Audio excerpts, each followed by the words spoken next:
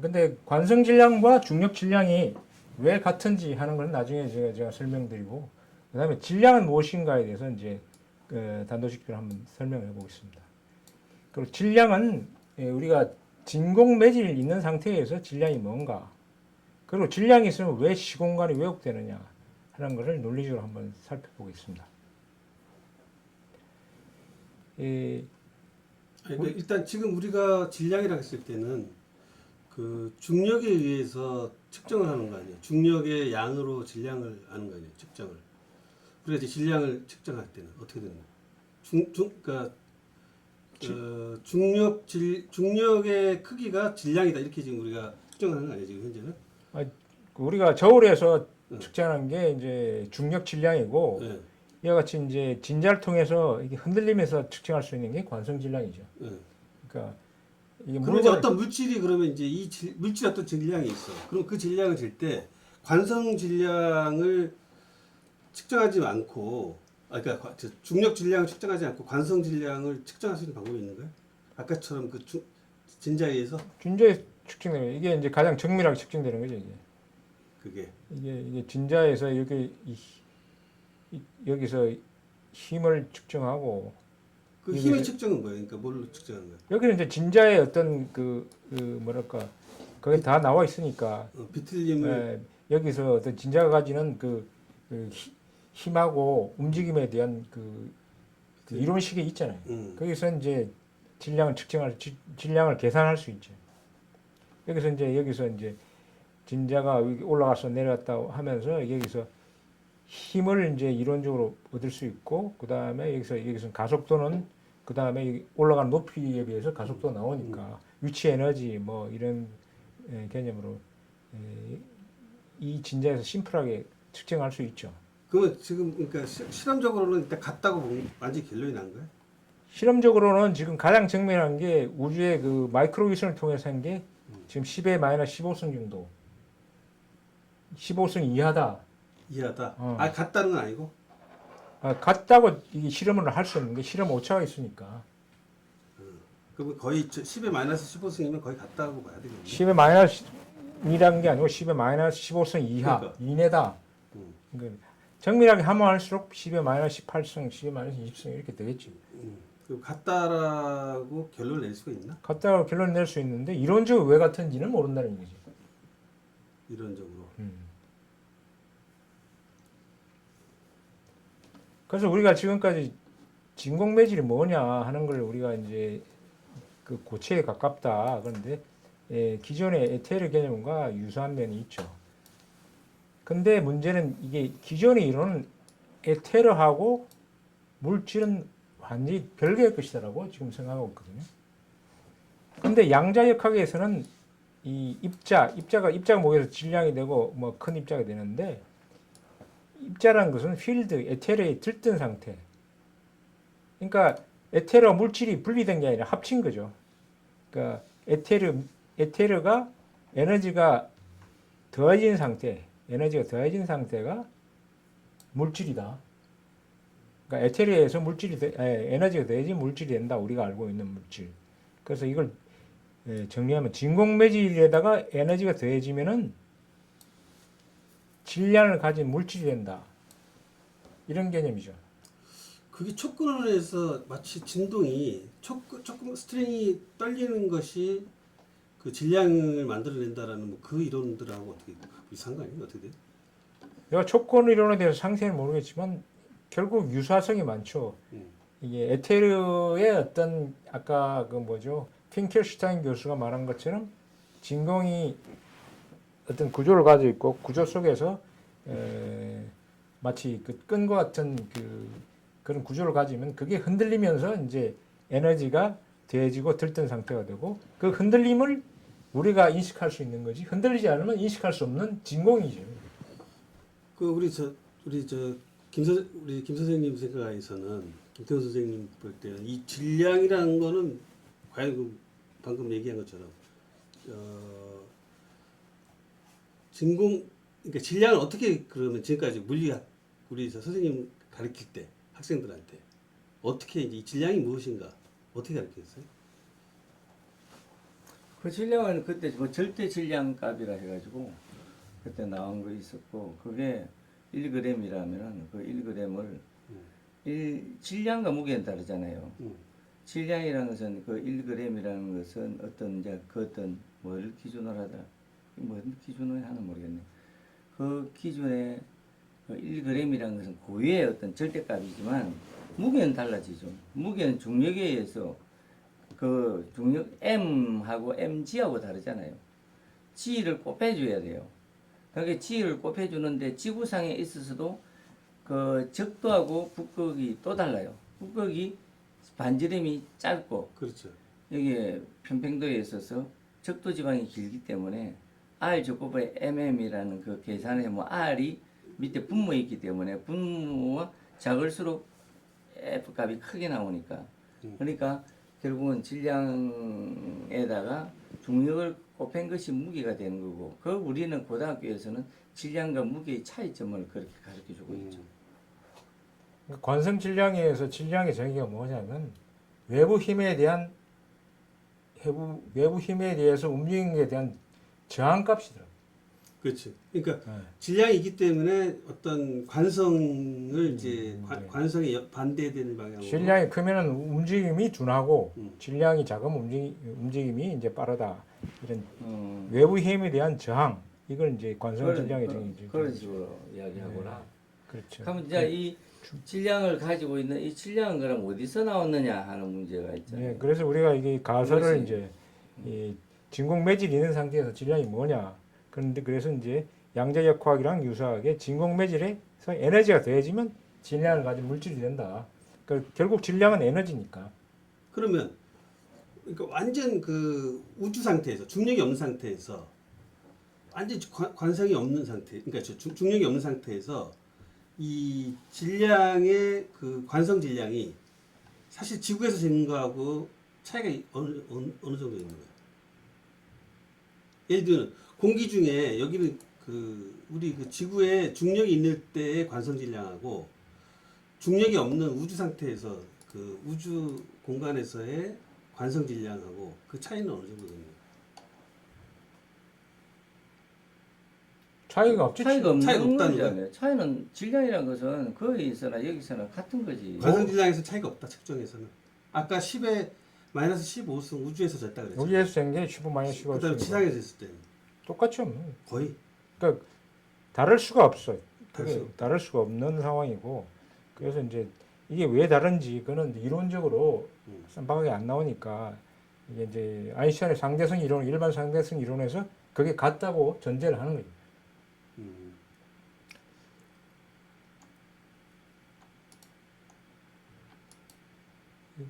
안 넘어가지? 그래서 좀 더 비유적으로 보면은 이게 진공 매질이라고 봅시다. 이게 막 옥수수 안 튀긴 건데 이게 에너지가 옥수수 아래다가 더해지면은 빵 튀겨지잖아요. 그래서 이제 진공 매질에서 에너지가 더해지면 뭔가 부피가 늘어나는 것처럼 보이죠.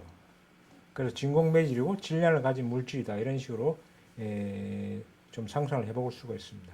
그래서 진공 매질에 에너지가 더해지면 질량이 가진 물질이 생성된다. 그 다음에 이렇게 빵 튀겨지면 주변의 진공 매질의 팽창으로 주변의 진공 매질이 왜곡이 된다. 말하자면 이제 이 어떤 아주 큰 고무 같은 데다가 어떤 일부분이 발포돼 가지고 스타일로폼처럼 발포가 되면은 거기가 부피가 늘어나고 주변은 아무래도 그 어떤 스트레스를 받게 되겠죠. 그래서 주변의 진공 매질이 왜곡되고 이것이 이제 아인슈타인이 말하는 그 질량이 있으면 시공간이 왜곡된다 이런 걸 입체되는 거죠. 그래서 보면 아인슈타인의 시공간 왜곡이 이 그림인데 이 질량이 없는 먼 곳에는 순수한 진공 매질일 때는 아무런 평평한 우주 뭐 이렇게 생각할 수 있고 여기다가 에너지가 가해지면 이제 질량이 생기고 질량 주변으로 이게 왜곡이 심한 상태가 이렇게 이런 식으로 2차원적으로 표현된 거죠. 그 다음 수소 원자도 보면 수소 원자는 양성자가 뭐 굉장히 작습니다. 1.7 곱하기 10의 마이너스 5승 옹스트롱 정도. 옹스트롱이 10의 마이너스 8승 센티미터 정도 되는데 근데 이 수소 원자의 크기는 1.1 옹스트롱 정도로 이게 말하자면 이게 10만 배 정도 되죠. 10만 배 정도의 크기를 갖고 있습니다. 그래서 이게 이제 말하자면 이런 쌀알이 뻥 튀기듯이 이 진공 매질이 팽창된 상태 이런 식으로 생각할 수 있는데 그래서 수소 원자는 양성자와 전자의 에너지만큼 진공 매질을 왜곡한다. 그래서 수소 원자에 대해서 좀 살펴보면 그 2015년도 3월 13일 한겨레 신문에 인터넷판에 보면은 원자핵이 서울광장 축구공이면 전자는 수원의 먼지라고 이렇게 표현했더라고요. 그 전자란 것은 굉장히 작은데도 불구하고 이 하나의 그 원자가 엄청난 스페이스를 차지하고 있죠. 그래서 수소 원자에서 양성자가 이렇게 콩알만을 하다 그러면은 이 전자가 가지는 노름 바운더리는 100m 정도 되거든요. 그러니까 이 전자가 여기서 왔다 갔다 하면서 뭔가를 하는 게 아니고 뭔가 이 진공 매질 자체가 어떤 식으로 에너지를 받고 아까 팝콘처럼 뻥 튀긴 상태. 그래서 주변에 진공 매질을 왜곡한다. 그럼 전자는 어떤 입자라고 볼 수는 없는 거고. 하나 그러니까 그게 이제 전자는 여기 이제 이 수소 원자를 구성할 때 어떤 파동 함수로 했을 때는데 결국 여기서 어떤 필드가 아까 양자역학에서 말하는 어떤 필드가 역이된 상태. 그래서 역이된 상태, 우리식으로 말하면 이게 뻥 튀기는 상태, 에너지 때문에 부피가 늘어난 상태. 이게 이제 수소가 핵융합하게 되면 결국 양성자가 중성자가 되고 이 전자는 여기 양성자의 양의 그 전하랑 합쳐가지고 빛이 돼서 날아가거든요. 결국 그럼 여기서 중성자만 남으니까 이 부피가 없어지는 거죠. 압력을 봐서 부피가 없어지면서 이제 그 수소의 질량이 없어지는 건데. 근데 그러면 양성자하고 중성 우리가 상식적으로 봤을 때 양극과 음극은 서로 당기니까 전자가 왜 양성자 안에 딱 붙지 않고 계속 돌아다니지? 끌어다니지 않고 보통 이제 우리가 전하는 플러스에서 마이너스로서 그러니까 마이너스 엄밀히 얘기하면 마이너스에서 플러스로 움직이는데 그러면 왜 그 원자 내에서는 그 전자가 양성자로 그 가지 않고 왜 떠다니냐 이거지. 그것도 굉장히 펀더멘탈한 문제인데 예. 이거는 이제 사실은 제가 두 번째 책에서 한번 예. 설명하라고 이거는 이 주제는 좀 너무 어. 다른 주제니까 다음에 예. 얘기하겠습니다. 근데 하여튼 뭐 콩알마다 그러니까 그야말로 서울의 축구장만한 중성자가 저 수원에 그저 콩알만한 게 있다는데 그 둘이서 영향을 끼친다는 게 진짜 그거는 엄청난 뭔가 좀 이해할 수 없는. 그렇죠. 이게 수소가 그 태양 중심에서 압착되면은 빛이 나오고 그 다음에 이게 양성자가 중성자가 되면서 부피가 이게 10만 분의 1로 줄어드는 거랑 마찬가지니까 그래서 이게 이 엄청난 부피를 가지고 있다가 결국 그 부피가 줄어드는 거죠. 부피가 줄어들면서 이제 그 주변에 진공 매질 왜곡 상태도 줄어드는 거죠.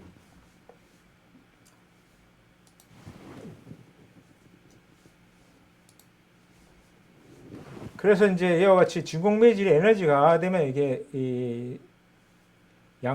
이 중성자의 가령 예를 들면 에너지가 가지고 양성자와 전자가 생기면서 이런 큰 수소 원자가 되고 여기서 주변에 진공 매질을 왜곡한다.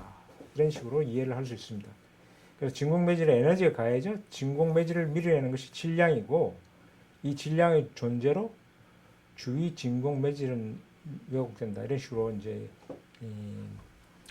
정리할 수 있는데 그래서 이제 아인슈타인의 네 번째 질문하고 첫 번째 질문 질량이 있으면 질량이 무엇인가, 그리고 질량이 있으면 시공간이 왜 휘는가 하는 것을 이제 설명할 수 있죠.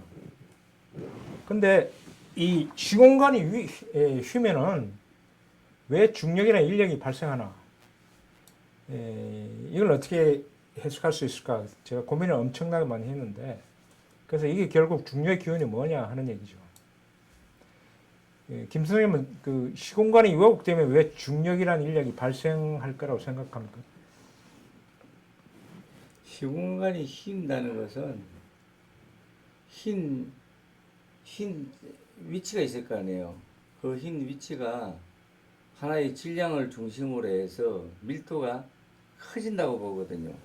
맞습니다. 예, 밀도가 커지기 때문에 그 밀도가 커진 쪽으로 모든 물체가 그 방향으로 가기 때문에 그렇죠. 그래서 우리가 볼 때는 휘어 있는 그 공간을 따라서 그 면을 따라서 내려오는 것이 중력이 생기는 원인이다라고 이야기를 하는데 그건 상대성 원리 일반 상대성 원리에서 그렇게 말하는 거고 맞잖아요. 그런데 일반적으로 그 보존 원리에서의 뉴턴은 뭐라고 했냐면은 질량과 질량 사이에는 힘이 작용하더라. 힘이. 그런데 그거는 청력이 아니고 인력이 작용하더라. 그래서 만류 인력이라는 거로 이야기를 하고 그리고 그 작용하는 힘은 그러면은 누가 더 크느냐 작느냐 하는 것은 작용과 반작용으로 사실상은 힘은 같아요. 맞습니다. 예. 그것이 그게 고전 물리학이고 현대 물리학에 와서는 상대성 원리에 의해서 이제 아까 이야기한 대로 그 흰 공간이 바로 그 공간 따라 생기는 그 면에 따라 내려오는 그게 바로 중력의 기운이다라고 가르치죠. 예, 비슷하게 얘기를 하시는 것 같은데요. 제 생각이랑 비슷하게 맞는 것 같긴 한데 일단 제가 이제 논리적으로 한번 설명을 해보겠습니다. 이게 이제 뉴턴의 이제 중력이죠. 질량 m과 m2 사이의 거리의 제곱에 반비례해서 이제 중력이 생기는데 두 물체의 질량의 곱수에 비례하고 두 물체 중심 사이의 거리의 제곱에 반비례한다. 이게 아주 간단한 식으로서 굉장히 유명한 식이죠. 근데 제가 이제 이 중력이 왜 생기냐는 걸 고민하다가 이제 뉴턴의 운동 법칙을 생각하게 됐습니다. 뉴턴의 운동 법칙, 특히 관성의 법칙을 생각하게 됐는데 이 관성의 법칙을 진공 매질하고 연관해서 생각을 했죠. 그래서 뉴턴의 운동 법칙은 세 가지가 있죠. 잘 아시다시피 1법칙이 관성의 법칙, 2법칙이 가속도의 법칙, 3법칙이 작용과 반작용의 법칙. 서로가 밀면 서로가 밀리는 이 상황이 작용과 반작용의 법칙이죠. 이 법칙이 뉴턴이 이 중력의 법칙을 만들었을 때 그때 같은 책에 수록되어 있는 그 법칙입니다.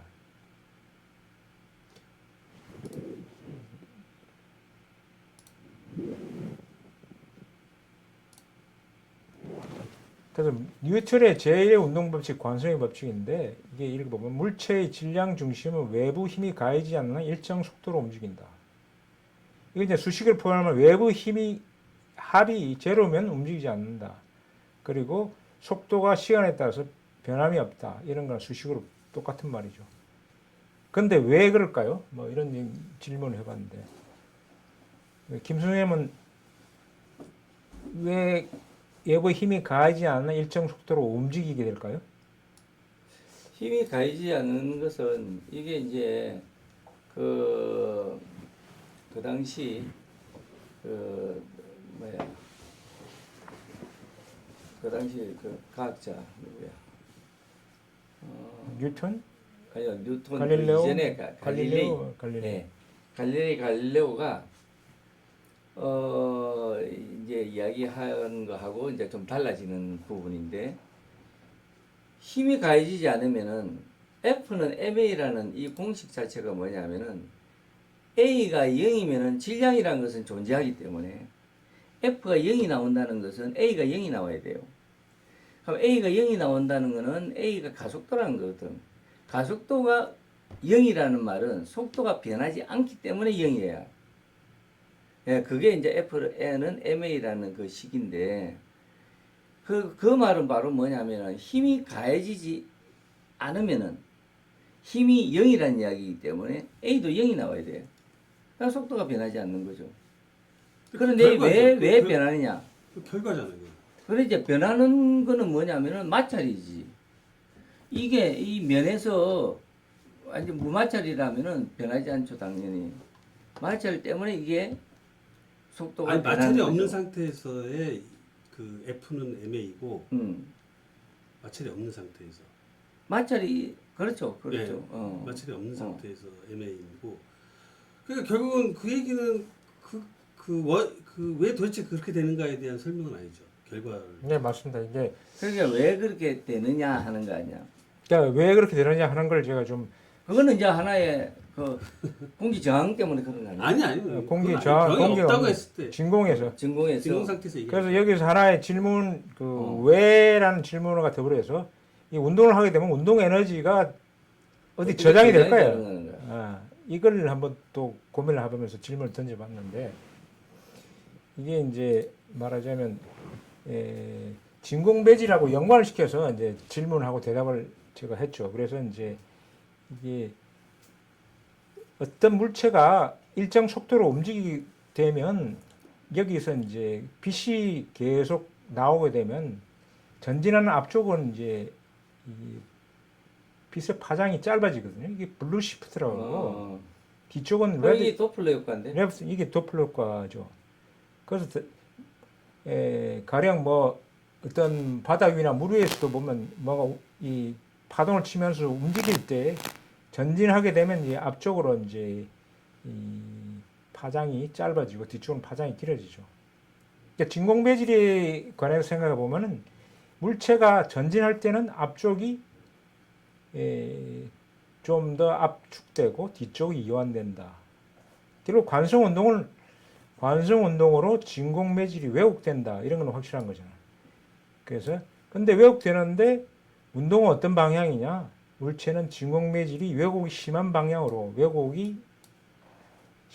움직인다. 이게 관성의 법칙이거든요. 이게 이제 진공 매질이 있는 상태에서 관성의 운동을 이렇게 해석을 할 수가 있죠. 그래서 보면은 이 관성 운동을 하면서 이 중심의 물체가 전진하는 쪽에는 이 파장이 짧고 뒤쪽에는 파장이 길죠. 그래서 관성 운동은 물체의 전후 방향의 진공 매질의 왜곡의 차이 때문에 움직이게 되고 그래서 운동을 하게 되고 이 운동 에너지는 이 왜곡 에너지로 저장이 되죠. 왜곡 에너지는 저장이 되면 이 에너지 때문에 다시 관성 운동을 하고 관성 운동을 하게 되면 진공 매질이 왜곡이 되고 다시 에너지가 저장되고 이게 반복되는 이런 상황인데 이건 마치 빛이 전파하는 모두와 유사합니다. 그래서 빛은 전기장과 자기장이 두 개가 이제 교대를 하면서 전기장이 에너지를 저장했다가 자기장이 저장했다 이렇게 가는 그런 상황인데 이게 바로 이제 진공 매질이 있는 상태에서 그 관성 운동이 뭐냐 그리고 에너지가 어떻게 저장되냐 하는 걸 이렇게 생각할 수 있죠. 그래서 운동 에너지를 보면은 우리가 이제 그 고등학교 때 이런 걸 배우죠. 운동 에너지는 뭐냐. 지금 진공 매질에 관해서 보면은 진공 매질에 저장되는 에너지가 운동으로 저장되는 에너지가 운동 에너지거든요. 그래서 지금까지 보면 운동 에너지는 2분의 1 mv 자손인데 이게 사실 근사식입니다. 혹시 근사식인지 들어보셨나요? 그러게 진공 매질에 저장된 에너지 자체의 개라는 그 개념 자체가 벌써 처음이에요. 네. 그리고 이게 2분의 1 mv 자식이 근사식이라는 거는 네. 알고 있었습니다. 예, 네, 근사식이죠. 이거는 보면 조금만 관심을 가지면 알 수 있는 얘기인데, 그러니까 질량 에너지 등가 법칙 E 이퀄 MC 자승에서 여기서 운동 에너지는 어떻게 표현되냐면은 운동 질량과 정지 질량 차이에 이 빛의 속도를 제곱으로 곱하면 이게 운동 에너지가 됩니다. 그러니까 운동 질량하고 정지 질량 MC 자승이 에너지니까. 그래서 MC 제곱 빼기 M0 C 제곱. M0가 이제 정지 질량이고 M이 이제 운동 질량인데 이 식을 이제 이게 이제 간단하게 표현하면 감마 마이너스 1 M0거든요. 여기서 나오는 감마가 로렌츠 인자입니다. 로렌츠 인자는 좀 식이 약간 복잡한데 그 물체의 움직이는 속도하고 빛의 속도의 비에 대한 그 함수죠. 이게 로렌츠 인자인데 로렌츠 인자가 진공 매질의 문제에서 굉장히 중요한 인자더라고요. 그래서 로렌츠 인자를 도형적으로 좀 표현하자면 이렇게 이해할 수 있습니다. 이런 이등변 삼각형, 이게 직각 삼각형이죠. 정삼각형 아니고 직삼각형인데 직삼각형의 꼭 지점에서 가장 긴 변으로 직선을 내리고 수직이 되게, 그리고 이걸 이제 양원했을 때 한쪽이 x고 한쪽이 y고, 그 다음에 이 내린 선의 이 길이를 z라고 그러면은 z 제곱은 x 곱하기 y로 표현됩니다. 그래서 여기 x를 여기서 물체가 전진할 때 x로 보고 그걸 1 마이너스 v 나누기 c, 그 다음 y는 1 플러스 v 나누기 c 이렇게 표현하게 되면은 z는 x 곱하기 y의 루트를 씌우고, 그래서 결국 이것이 감마 분의 1로 나오는, 그러니까 도형적으로 해석하면 이렇게 됩니다. 그래서 이런 물체가 진공매질에 움직일 때 이때 상황을 이런 도형으로 좀 이해하기 쉽게 해석할 수 있죠. 이에 대해서는 다음 강연에서 아주 좀 더 상세하게 말씀드리도록 하겠습니다. 그래서 운동 질량과 정지 질량 차이한 운동 에너지는 사실 아까 근사 시계라고 그러는데, 이 감마를 넣은 운동 에너지를 좀 더 이걸 테일러 급수로 확장을 해보면, 전개를 해보면, 이게 이제 어떤 수학의 어떤 테크닉인데, 이게 확장을 해보면 굉장히 많은 그 V 함수로 무한급수죠. 이게 표현할 수 있습니다. 그런데 보통은 우리가 물체의 속도는 빛의 속도보다 엄청나게 작습니다. 그래서 이 테일러 급수에서 두 번째 항은 거의 제로랑 가까워요. 그래서 남는 게 2분의 1 mv 자승으로서 결국 우리가 아는 운동 에너지는 그 근사식이다. 진공 매질의 왜곡된 에너지는 운동 에너지지만 우리가 알고 있는 식은 바로 근사식을 알고 있다. 이런 식으로 생각하면 됩니다. 그래서 정리하자면 물체는 진공 매질 왜곡의 차이가 있을 때 그 방향으로 움직인다. 그리고 그 운동으로 그 에너지가 진공 매질에 저장되어 운동은 지속된다. 이런 식으로 정리할 수 있습니다. 잠깐 휴식. 잠깐 브레이크하고. 어렵다. 이런 부분 어려워. 이거는 테일러 급수라고, 이거는 사실 고등학교는 안 배우는 것 같아요. 네, 로렌츠 인자도 나오기는 하는데 로렌츠 인자가. 그래서 로렌츠 인자가 엄청나게 중요한 인자더라고요. 로렌츠 인자.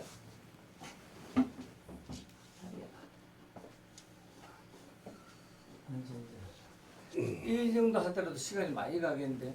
가서 이거를 지금 아까 첫 번째 주제에서 관성 질량과 중력 질량에 대한 얘기가 있고, 지금 두 번째가 중력은 무엇인가에서 두 번째를 뭘로 잡을까? 아까 두 번째로 이게 질량이란 무엇인가 아까 하면서 이거. 이제 질량이란 무엇인가? 질량이 무엇인가 그러면서 지금 이제 세 번째